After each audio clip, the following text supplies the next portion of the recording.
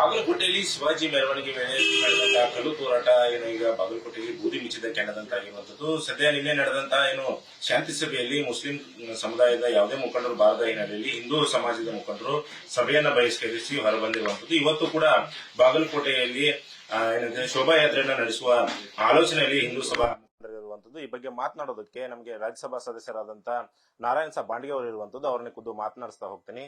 Sir, ಇವತ್ತು ಯಾವ ರೀತಿಯಾದಂತ ಶೋಭಾಯಾತ್ರೆಯನ್ನು ಹಮ್ಮಿಕೊಳ್ತಾ ಇದ್ರಿ ಮತ್ತು ಎಲ್ಲಿಂದ ಎಲ್ಲಿವರೆಗೆ ಶೋಭಾಯಾತ್ರೆಯನ್ನು ಹಮ್ಮಿಕೊಳ್ತೀರಿ? ಇವತ್ತು ಹಿಂದೂ ಸಮಾಜ ಉತ್ಸವ ಇದೆ.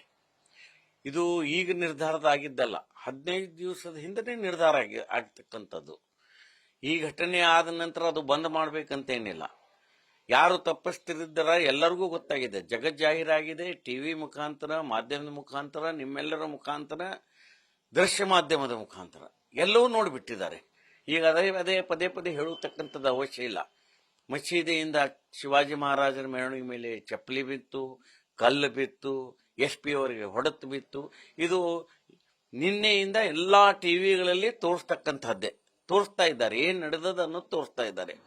ಮತ್ತು ನಿನ್ನೆ ಶಾಂತಿ ಸಭೆ ಕರೆದಾಗ ಆಯ್ತು, ಏನಾದರೂ ಒಂದು ಶಾಂತಿ ಸಭೆಯಲ್ಲಿ ಎಲ್ಲರೂ ಕೂಡಿ ಸೌಹಾರ್ದತೆಯಿಂದ ಹೋಗ್ತಕ್ಕಂತ ಸನ್ನಿವೇಶ ನಿರ್ಮಾಣ ಆಗಬೇಕು ಅಂತ ಶಾಂತಿ ಸಭೆ ಕರೆದ್ರೆ, ಆ ಶಾಂತಿ ಸಭೆಗೆ ಅವ್ರು ಬರ್ಲಿಕ್ಕೆ ತಯಾರಿಲ್ಲ. ಕೇವಲ ಹಿಂದೂ ಸಮಾಜದ ಮುಖಂಡರಷ್ಟೇ ಇದ್ರು. ಅವರು ಬಹಿಷ್ಕಾರ ಹಾಕ್ತೀವಿ ಅಂತ ಸ್ಪಷ್ಟ ಹೇಳ್ಬಿಟ್ಟಾರೆ. ಇವತ್ತು ನಾವು ಬಹಿಷ್ಕಾರ ಹಾಕಿವಂತ ಪೊಲೀಸರು ಯಾರು ಅಲ್ಲಿ ದುಷ್ಕರ್ಮಿಗಳು ಇದ್ರು, ಕಿಡಿಗೇಡಿ ಈ ಶಬ್ದ ಬಳಸಬೇಡಿ ದಯವಿಟ್ಟು ಹೇಳ್ತೀನಿ ನಾನು. ದುಷ್ಕರ್ಮಿಗಳು ಅವರು. ಕಿಡಿಗೇಡಿ ಅಂದ್ರೆ ಸಣ್ಣ ಪುಟ್ಟ ಏನಾರು ಮಾಡತಕ್ಕಂಥವ್ರಿಗೆ ಕಿಡಿಗೇಡು ಅಂತಾರ. ಕಿಡಿಗೇಡುಗಳಲ್ಲ, ಮಸೀದಿಯಿಂದ ಕಲ್ಲು ಮತ್ತು ಚಪ್ಪಲಿ ಬಿದ್ದದ್ದು ದುಷ್ಕರ್ಮಿಗಳಿಂದ ಬಿದ್ದದ.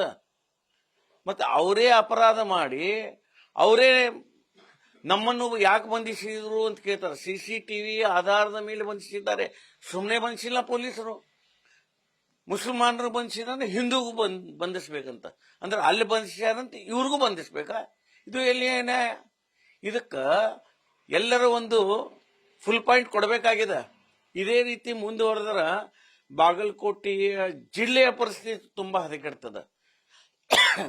ಮುಸಲ್ಮಾನರನ್ನು ಓಲೈಕೆ ಮಾಡಲಿಕ್ಕೆ ಹೋಗಿ ನಾವು ಹಿಂದೂ ಸಮಾಜವನ್ನು ತಿರಸ್ಕಾರ ಮಾಡ್ತೀವಿ ಅಂತಂದ್ರೆ ಎಲ್ಲಿಗೆ ಬಂದು ನಿಂದಿರ್ತದ ಪರಿಸ್ಥಿತಿ. ಇದು ಕಾಂಗ್ರೆಸ್ಸಿಗರು ಅರ್ಥ ಮಾಡ್ಕೋಬೇಕು.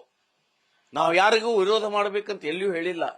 ನಮ್ಮ ಮೆರವಣಿಗೆ ಮೇಲೆ ಕಲ್ಲು ಬಿದ್ದಾಗಲೂ ನಾವು ಅದರ ಬಗ್ಗೆ ಮಾತಾಡಬಾರ್ದು ಅಂತಂದ್ರೆ, ಶಿವಾಜಿ ಮಹಾರಾಜರು ಹಿಂದೂ ಸಾಮ್ರಾಜ್ಯವನ್ನು ಸ್ಥಾಪನೆ ಮಾಡಿದಂತ ಛತ್ರಪತಿ ಶಿವಾಜಿ ಮಹಾರಾಜ್ ಅವ್ರು ಇರ್ಲಿಲ್ಲ ಅಂತಂದ್ರೆ ನಾವು ಇವತ್ತು ಹಿಂದೂಗಳಾಗಿ ಇರ್ತಿದ್ದೋ ಇಲ್ಲೋ ಅದು ಕೂಡ ಸಂಶಯ ಇದೆ. ಅದರ ಮೇಲೆ ಹಾಕಿದಾಗ ಸಮಸ್ತ ಬಾಗಲಕೋಟೆ ಜನತೆ ಪ್ರತಿಭಟನೆ ಮಾಡ್ತು.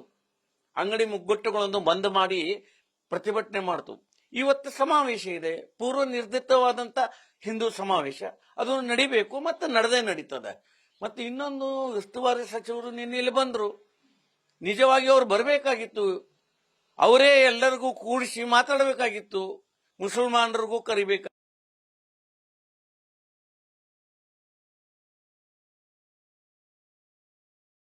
ಹಿಂದೂ ಮುಖಂಡರಿಗೂ ಕರಿಬೇಕಾಗಿತ್ತು. ಅವ್ರು ಇದ್ರು, IBL ಇದ್ರು. ಆದ್ರೆ ಶಾಂತಿ ಸಭೆಗೆ ಅವರೇ ಬಂದು ಇಬ್ಬರನ್ನು ಮಾತಾಡಿಸಿ ಯಾವುದು ಸರಿ ಯಾವುದು ತಪ್ಪು ಇದರ ಬಗ್ಗೆ ನಿರ್ಣಯ ತಗೋಬೇಕಾಗಿತ್ತು. ಆದ್ರೆ IBL ಕುಂತು ಹೊರಗಿಂದ ಹೊರಗೆ ಕೆಲವು ಮುಸಲ್ಮಾನ್ ಮುಖಂಡರು ಬಂದು ಅವರಿಗೆ ಭೇಟಿ ಆಗ್ತಾರೆ, ಆಮೇಲೆ ಹೋಗ್ಬಿಡ್ತಾರೆ. ಅಂತಂದ್ರೆ ಇಲ್ಲಿ ನಡೆದಂತಹ ಘಟನೆ ನಮ್ಮ ಉಸ್ತುವಾರಿ ಮಂತ್ರಿಗಳಿಗೆ ಏನು ಸಂಬಂಧ ಇಲ್ಲೇನು? ಇದು ನಡೀತೈತಿ ಅಂತಾರ. ಹಂಗಾದ್ರೆ ಹಿಂಗೆ ನಡೆದೇ ನಡಿಬೇಕೇನು? ಒಬ್ಬ SP ಹೊಡೆತ ಬಿತ್ತು, ಇದು ಏನು ಸಣ್ಣ ವಿಷಯ ಏನು? ಶಿವಾಜಿ ಮಹಾರಾಜರ ಮೆರವಣಿಗೆ ಮೇಲೆ ಚಪ್ಪಲಿ ಬೀಳ್ತದ, ಇದು ಏನು ಸಣ್ಣ ವಿಷಯ ಏನು?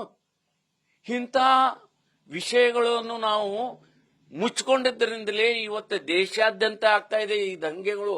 ಇವತ್ತು ಕೇವಲ ಬಾಗಲಕೋಟೆ ಅಲ್ಲ, ಕರ್ನಾಟಕ ತುಂಬಾ ಇಂಥ ದುಷ್ಕರ್ಮಿಗಳು ತಲೆ ಎತ್ತಾ ಇದ್ದಾರೆ.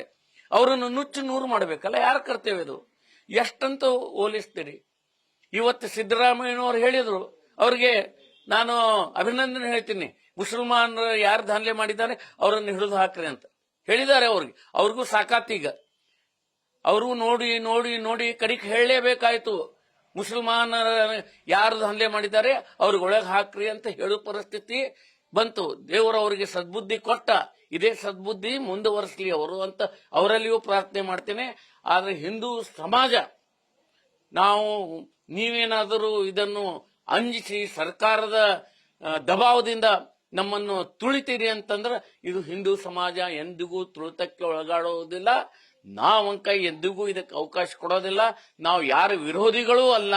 ಆದ್ರೆ ಯಾರು ಹಿಂದೂ ಸಮಾಜದ ವಿರೋಧಿಗಳು, ಯಾರು ರಾಷ್ಟ್ರ ವಿರೋಧಿಗಳು, ಯಾರು ಈ ಸಮಾಜದ ವಿರೋಧಿಗಳು ಅಂತವರನ್ನು ಮೆಟ್ಟ ಹಾಕಲೇಬೇಕು. ಇದು ಸರ್ಕಾರದ ಕೆಲಸ. ಅದು ಆಗದೆ ಹೋದರೆ ಮುಂದೆ ನಾವೇನ್ ಮಾಡಬೇಕು ಅನ್ನತಕ್ಕಂಥದ್ದು ವಿಚಾರ ಮಾಡಬೇಕಾಗ್ತದೆ. ಸರ್, ಇವತ್ತಿನ ಶೋಭಾಯಾತ್ರೆ ಎಷ್ಟು ಗಂಟೆಗಿದೆ ಮತ್ತೆ ಎಲ್ಲಿಂದ ಎಲ್ಲಿವರೆಗಿದೆ ಅಂತ? ಅಲ್ಲ, ಶೋಭಾಯಾತ್ರೆ ಅದನ್ನು ಮಾಡಿದವರು ಅದಕ್ಕೆ ಸಂಬಂಧಪಟ್ಟಂತವರು ಮಾಡಿದ್ದಾರೆ. ನಾನು ಅದರಲ್ಲೇ ಭಾಗವಹಿಸ್ತಾ ಇದ್ದೇನೆ. 3:30 ಗಂಟೆಗೆ ಉದ್ಭವ ಗಣಪತಿಯಿಂದ ಆ ಶೋಭಾಯಾತ್ರೆ ಹೊಂಡುತ್ತದೆ. ನಾನು ಭಾಗವಹಿಸ್ತೀನಿ. ಸಮಸ್ತ ಹಿಂದೂ ಸಮಾಜ ಅದರಲ್ಲಿ ಭಾಗವಹಿಸ್ತದೆ.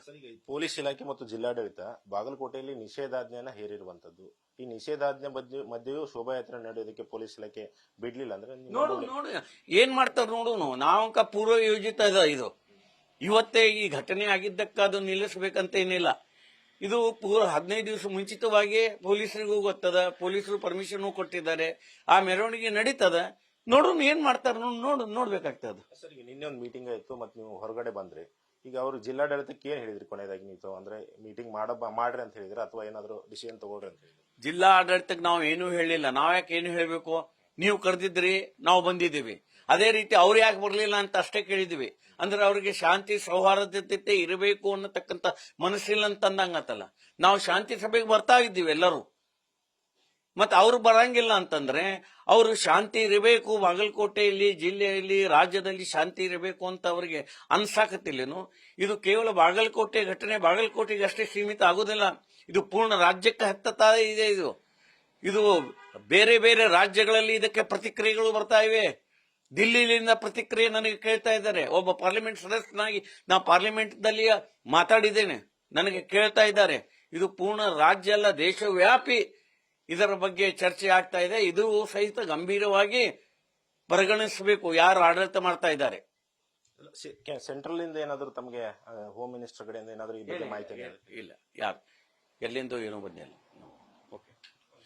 ಇದಿಷ್ಟು ನಾರಾಯಣ್ ಸಾಹೇಬ್ ಬಾಂಡ್ಗೆ ಅವರ ಮಾತಾಗಿರುವಂತದ್ದು. Krishna Hadimani, news first, Bagalkot.